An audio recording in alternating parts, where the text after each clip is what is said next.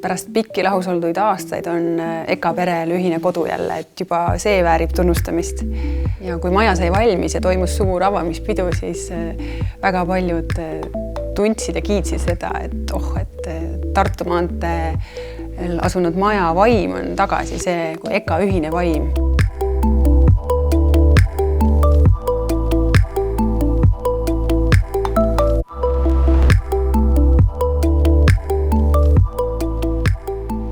EKA kontseptsiooni puhul me mõtlesime võib-olla kahe asja peale. EKA-s endine seis, et osakonnad olid linna peal laiali, kuna vanamaja enam ei olnud ja kuidagi nende omavahelist koostööd ja sünergiat oli hakanud kuidagi, seda oli kohe tunda, et seda oli vähem.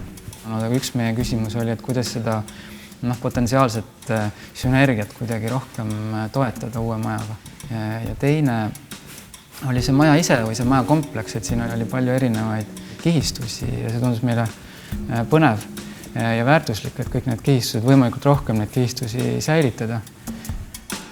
EKA puhul tasubki esile tõsta eri aegadel ehitatud hoonete ühendamist ja kokkusulatamist selliseks väga inspireerivaks ruumiks, keskkonnaks, kus õppida, õpetada, luua.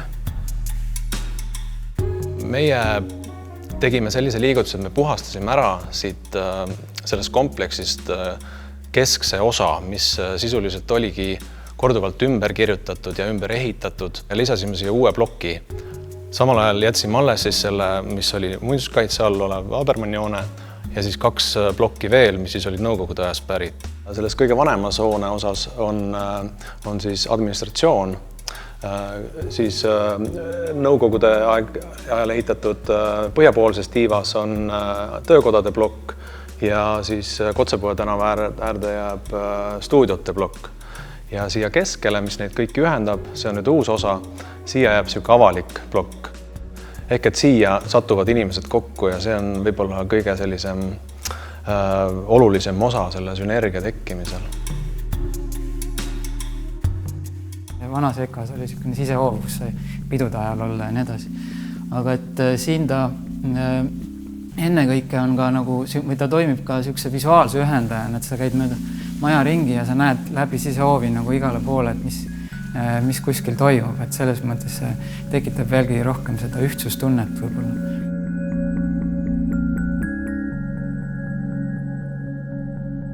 This is like a project that is very actually interesting in many ways. It felt to me like the architects were thinking about the project from within the functionality, and in a way rethinking about how the education or how the spaces can affect the interaction between the different students and create places of encounter. Me ei soovinud seda, et see ruum liialt palju ette kirjutaks, et tas oleks selline lõpetamatus ja et see kasutaja või see inimene, kes siin töötama või õppima hakkab, et temas endas on see potentsiaal nagu seda ruumi hõivata ja selle kaudu ta hakkab sellest ruumist võib-olla isegi rohkem hoolima, kui ta saab seda kohandada enda järgi. Ja meie kui arhitektide jaoks oli see oluline küsimus, et mis hetkel lõpetada, et kus on see piir, kus me juba kirjutame liiga palju ette ja kus on veel hädavajalik, et hoone saaks funktsionaalselt hästi toimida. Eraldi aspekt, mis esiletoomist väärib, on ka selle maja erinevate kihistuste esiletoomine. Et see on ju enesestmõistetav, et me väärtustame siin Habermanni aegset väärikat Eesti aega. Aga see, et tegelikult on alles jäetud ka kogu nõukogude aegne tegelikkus, ka selle sama Habermanni peal. Et see on fakt, mis tegelikult üllatab paljusid ja kindlasti ei ole ühese suhtumisega.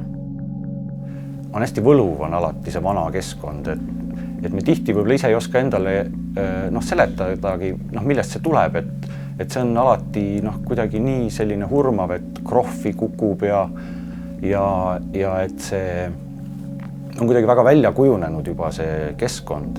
Ja siis, kui tahaks seda nagu säilitada, siis tänapäeva nagu ehitusvõtetega on see ausalt öeldes äärmiselt nagu keeruline.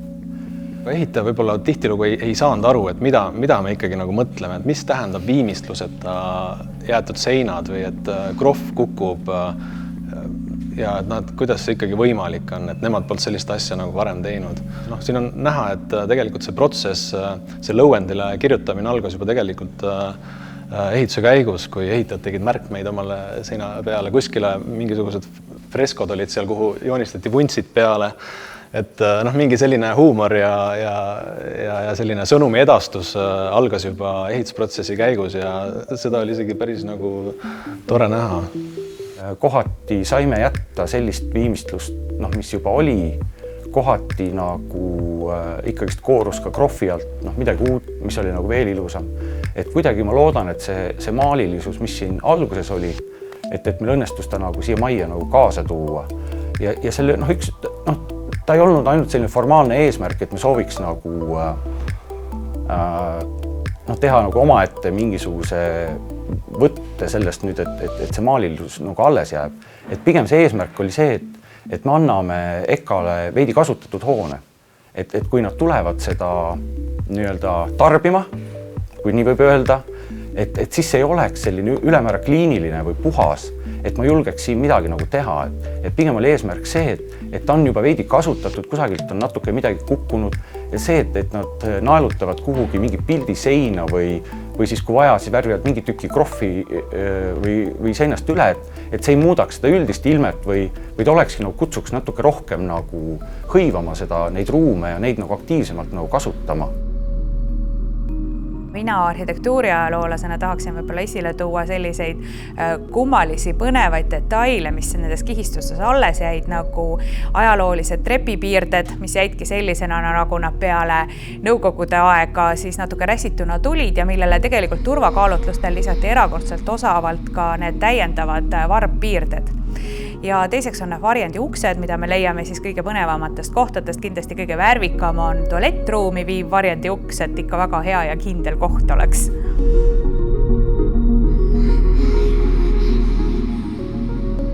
Kunstiülikooli hoonet sa saad teha ühe korra elus, tõenäoliselt. Ja kindlasti see oli mulle nagu väga oluline, teades kogu selle maja valmimise või otsimise nagu saagat, et see oli meile ka ikkagist nagu mingisugune selline väike paine, et me ei tohi seda võimalust nagu käest lasta. Hingevärinaga nagu tegime seda.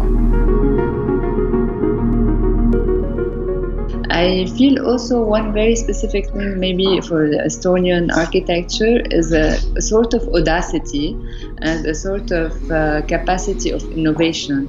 You could feel a young spirit and a very energetic feel in the architecture and in the building, a kind of need to innovate in materials and combination of materials in functions and typologies.